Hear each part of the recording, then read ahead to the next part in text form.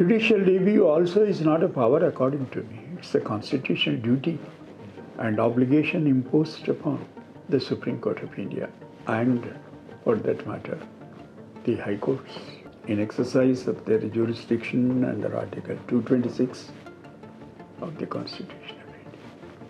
I wish such of those who criticize the judgment of the Supreme Court and attributing something to the author of the judgment. If not the judgment, they should have read the editorial that was published by Hindu when their judgment was pronounced. Hello and welcome to The Hindu. My name is Aaratrika Bhaumik. My colleague Krishnadas Rajgopal and I are joined by Justice Sudarshan Reddy, who is a former Supreme Court judge and the India bloc's vice presidential candidate. A warm welcome to you, sir. Thank you. Sir, recently there have been allegations against the vice president's office on the ground that it has become increasingly partisan in nature. In fact, there was an impeachment motion that was moved against your predecessor, former Vice President Jagdeep Dhankar. How do you really view these allegations against the probity of this constitutional office? Little bit difficult question for me to answer because I don't think it would be appropriate on my part to make any comment about the previous Vice President and as to why and how he has come into controversy. This is not an occasion to talk about it. I may have my own views, but for the present, we leave the matter there. Right, sir. Even if you are not remarking on the tenure of your predecessor, what is your opinion on the allegations that the office, the constitutional office, has been politicized? No constitutional office should be allowed to get politicized. And I have been repeatedly saying that the office of the Vice President of India is not a political office. It's a high constitutional office requiring to discharge many constitutional duties, and every and any vice president is required to abide by that norm. Namely, one must be impartial, independent, and treat everyone equally. That's my understanding of the office of the Vice President of India. As you know, Vice President of India happens to be the chairman of the upper house, Rajya Sabha, what we call in English, Council of States. It's the place where actually the idea of federalism is at play every day. The member represents the state. One has to be very careful and true to the oath taken under the Constitution of India. So there have been as you say, the high constitutional authorities, but then there have been judicial interventions into the functions of the high constitutional authorities, which the debate, one side say it's encroachment. For example, setting time limits by the judiciary on dealing with state bills, the president and the governor, and then the speakers, the role of the speakers and the disqualification proceedings under 10th schedule. So, do you think that, would like to comment on how This is not, I think, Mr. Rajgopal, this is not a difficult question, yes, but a complex one. I believe there is nothing like an unaccountable power vested in any constitutional authority which is immune from accountability. How do we ensure the accountability? Judicial review is one method which we have accepted ever since the Constitution has come into force to test whether the constitutional authority has discharged its duty in accordance with the Constitution or not.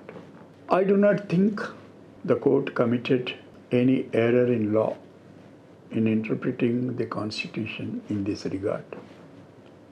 I will not go further on this subject because the issue is being debated before a constitutional bench of the Supreme Court. So you agree that there is a power of judicial review, and Judicial review also is not a power according to me. It's a constitutional duty and obligation imposed upon the Supreme Court of India and, for that matter, the High Courts in exercise of their jurisdiction under Article 226 of the Constitution of India. there is also an argument that the high constitutional authorities are using delay as a weaponizing delay, if I may say. That they just don't take decisions, and we've heard cynical arguments saying that delay itself is a decision, and these are high constitutional authorities, and they are presumed to be act within the law. Can we test the proposition? Since you covered the Supreme Court and endowed with some knowledge in law, constitution, I'm sure. I hear a particular case and reserve the judgment until I lay down my office and leave the matter there. Am I doing my duty? Am I discharging my duties as expected by the Constitution of India? Why do we talk about reasonableness, reasonable period, where there is no period prescribed? We say, do you discharge your duties within a reasonable period? There must be some corrective mechanism. That's how the checks and balances operate under the provisions of the Constitution. Why the misbehavior of a judge in a given case is subject to inquiry, and why the Constitution envisaged process of impeachment of sitting judge on the ground of misbehavior, if I am right, there is the expression used. We come back to the same question, nothing like an unaccountable power. I'm a judge of the Supreme Court, therefore I hear the case and don't render the judgment. Show me one provision in the Constitution which mandates the court to deliver a judgment within such and such time. Can anyone say that since no time is prescribed for a delivery of the judgment, I take 3 years, 4 years, or whole of my tenure? The same principle would apply to every instrumentality, every constitutional authority. It is unfortunate that somebody has to remind the constitutional authorities to do your duty. There's been an erosion in certain constitutional institutions like the EC, the Election Commission of India. The debate about the SIR, the Special Intensive Revision. You are now going into another arena. It's no doubt true that the great jurist, Justice Krishnadas, used the expression, Election Commission has the reservoir of power. That was in the context to enable the Election of Commission of India to perform its duty of conducting elections freely and fairly. That reservoir of power cannot be used for other purposes other than to hold the elections freely and fairly. That reservoir of power doctrine, which is often pressed into service by the Election Commission, doesn't mean that you can violate the provisions of the Constitution or any statute covering the subject or the rules. I would add, go by the constitutional conventions and respect your own autonomy and the purposes for which you were created and constituted by the Constitution of India. Right, sir. So the Home Minister has criticized your Salva Jodham judgment. Now we have seen a group of retired judges who have moved a joint statement saying that such comments will have a chilling effect on the independence of the judiciary. At the same time, another group of retired judges have also moved a joint statement saying that since you have accepted this vice presidential candidacy, such comments are usual in the political arena. How do you really respond to these allegations? I wish such of those who criticize the judgment of the Supreme Court and attributing something to the author of the judgment. If not the judgment, they should have read the editorial that was published by Hindu when their judgment was pronounced, and some well-researched, thoughtful articles published in Frontline. So far as the comments made by my colleagues, esteemed colleagues, 18 of them, they have simply said, attributing something to the author of a judgment and giving it a color is totally unwarranted, and it would have a chilling effect on the judicial discourse. Another batch of my distinguished colleagues, about which there is some dispute going on as to how many of them have really signed or even aware of that statement, about which we will not talk about it for the present unless the next question comes up. They said it is a political office and a former judge has chosen, quote unquote, to contest that election, and like any election, these things do happen, and let him face it. I think that may not be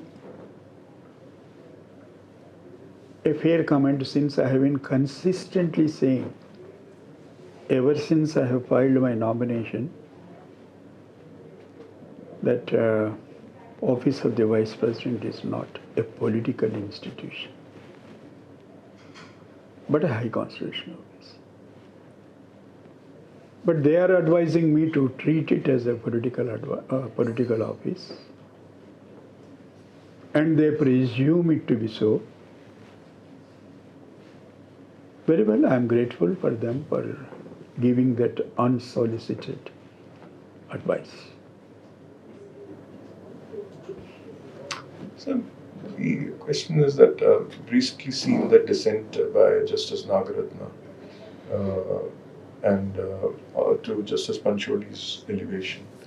And also before that, there is a pending removal motion in the parliament now against the Allahabad High Court judge. And there have always been debate, I'm not saying controversy, but debate about the collegium system itself, the opacity of the collegium system. Would you support tweaked National Judicial Appointments Commission if it comes out, an amendment? The defects that were noticed by the Honorable Supreme Court of India while adjudicating the constitutional validity of NGAC still remain unattended to. Nothing prevented the lawmaking body to pay attention to those deficiencies that were found in NJAC and rectify them. Instead of doing so, day in and day out, an attack is unleashed on the collegium system. I'm deeply worried about that. Where do we go? There is no other mechanism in place,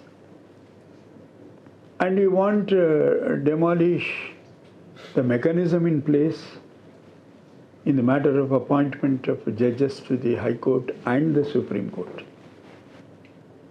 What shall we do, Mr. Krishnadas, tell me? And what is new in one of the collegium member exercising their discretion in the matter and expressing some reservation about A or B candidate. This is not happening for the first time.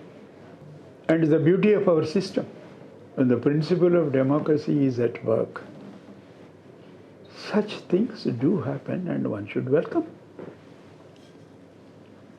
I do not know about whom that reservation is expressed, and I have never heard his name.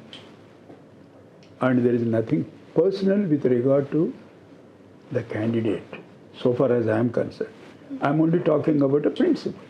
So, during the tenure of former Chief Justice of India, D.Y. Chandrachud, we had noticed a practice of Supreme Court collegium resolutions being made public, in the sense that deliberations of the collegium were made public, so that the public knew on what grounds was this particular candidate recommended. Do you think such transparency should be followed, because we don't see the next two Chief Justices following this practice? I will not refer to the practices adopted by the former Chief Justice of India, Dr. Y.B. Chandrachud, and the practices that are now being followed. But as I have said something in response to your previous question, every power must be exercised reasonably within the constitutional bounds, and all of them are required to be transparent and accountable. We had a recent study, the Hindu data team, where there's a story which came out that 30% of the MPs face serious criminal charges, and 29% of the MLAs also face serious criminal charges. How confident should we be in these lawmakers? Decriminalization of the political processes. There cannot be any doubt about it. But as long as the law permits them, and if such persons get elected,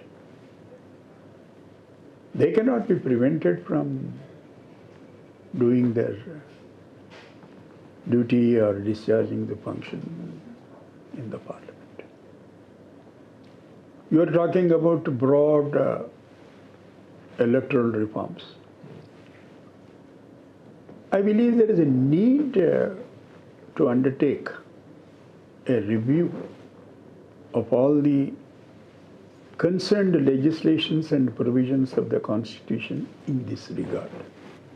And also, sir, on the other side, recently we had the Supreme Court asking the government to bring out some guidelines to control social media users. We are actually, we have the judiciary telling the executive to bring out some executive directions to control. The court has said commercialized speech. That's what social media users do. So you need to curb this to protect certain rights, to balance free speech with the right to dignity, honor of ordinary people.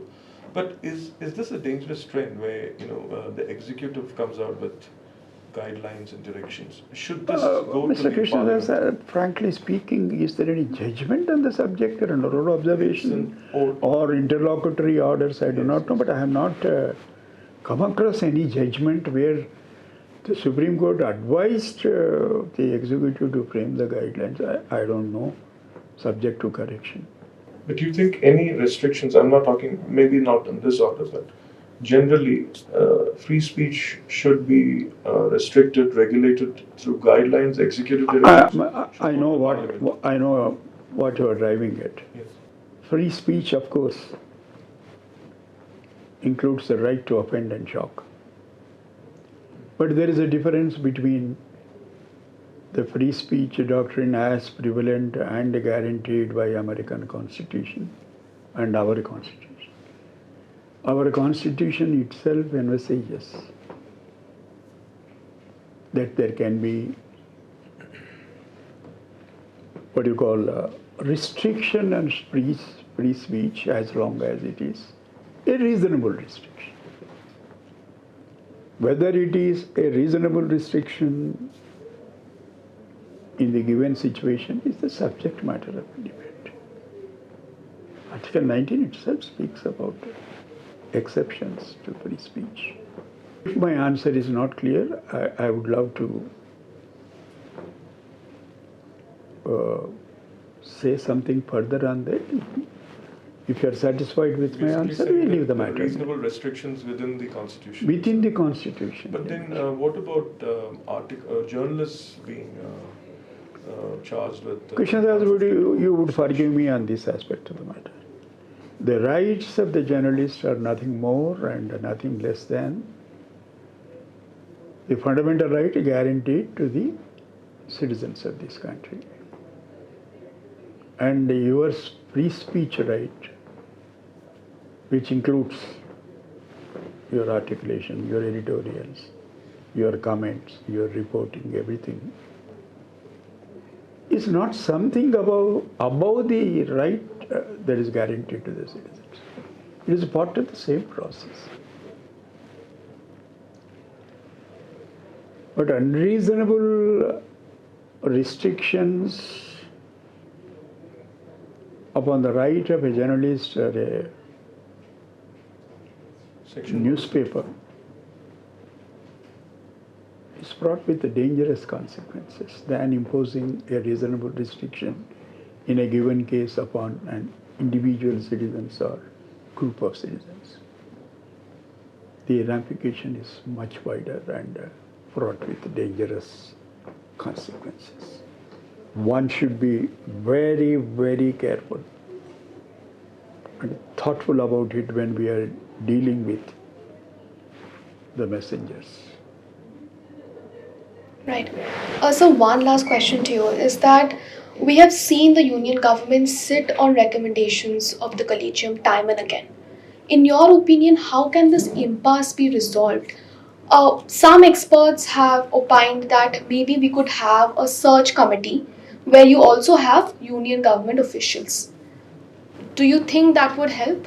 It is really difficult to make any comment upon that because the matter is under consideration of the Supreme Court. As to how long the government can sit over the recommendations made by the collegium of the Supreme Court without taking any decision thereon. And I think it's being debated. It may be imprudent on my part to make a comment on a matter which is under active consideration of the Supreme Court. All right. So thank you so much. Thank you for your time, sir. Thank you, sir. Thank you.